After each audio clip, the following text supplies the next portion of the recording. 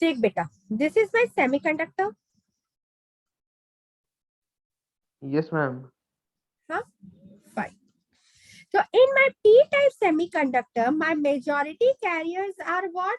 My majority carriers are holes, and in a n-type semiconductor, my majority carriers are what? My electrons, and minority are what? Holes. That we can see it here also. And here minority are what? Electrons. Okay. Now, when we join this PN junction, when we create a PN junction, so this is act as a what? My positive charge, and this is act as a what? My negative charge. So opposite charges attract each other. So what happened? All my electrons starts drifting here. It starts drifting here. And how many electrons? 1, 2, 3, 4, 5, 6.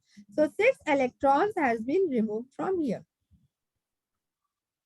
Understood? Suppose now protons. Protons will start drifting towards my where? N type. It means that my holes will be what? Decrease. 6 holes will be what? Decrease. So when we applied a voltmeter across this junction, whenever the electrons are moving, we know the movement of electrons is known as what? My current. So in this, the movement of electron produces what? Current. That current is known as what? Diffusion current. Okay. Now we saw that here when we applied a voltmeter, we have saw there is a voltage fluctuation. That is known as what? My potential barrier. This part is what? Negative, and this will become what? Positive. And this is known as what? My potential barrier. Okay. Now the diffusion current produces, and the junction becomes what? Producing a layer which produces what? My potential barrier. Yani ki there is a voltage difference. Now this region is known as what? My depletion region. The region where electrons and holes becomes what? Paired with each other, produces a junction that is known as what? Depletion region. So if I break a graph, then the graph will be like this. Without giving any external voltage, here I have not applied any external voltage. When we have not applied any external voltage, then also current produces for a certain period of time. Then also current produces for a certain period of time. That current is known as what? Diffusion current. Now, what is forward and reverse bias? Forward bias is also known as what? My true connection. If I applied this a positive, this is what? My positive terminal. If my positive terminal, yani ki P type is connected with the positive side of the battery, and the negative, yani ki N type is connected to the negative terminal of the battery when we have applied an external voltage, then this is known as what? True connection. And true connection is known as what? My forward bias.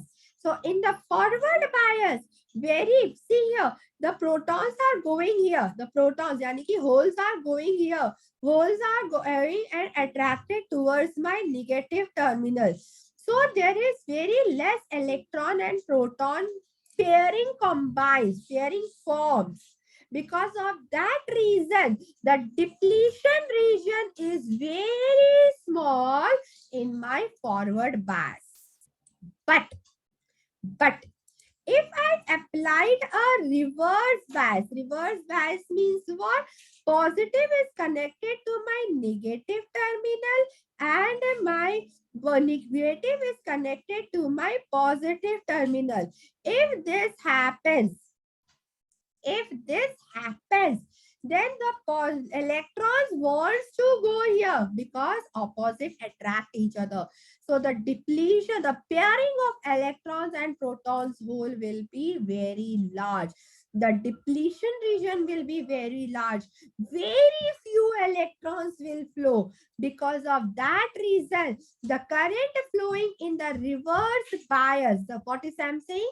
The current which is flowing in the reverse bias is in microampere, and the voltage which is produced here is in macro macro volt of voltage creates 10 to the power 6 volt of difference create, and 10 to the power minus 3 of the current is producing here. So because of that reason, we are just neglecting. If the current is in reverse bias, it means hardly very few current is flowing on. Very few amount. Because of that reason, depletion region is very large. If depletion region is very large, the pairing of electrons and holes becomes started combining with each other. Because of that reason, the current is producing very low. Understood?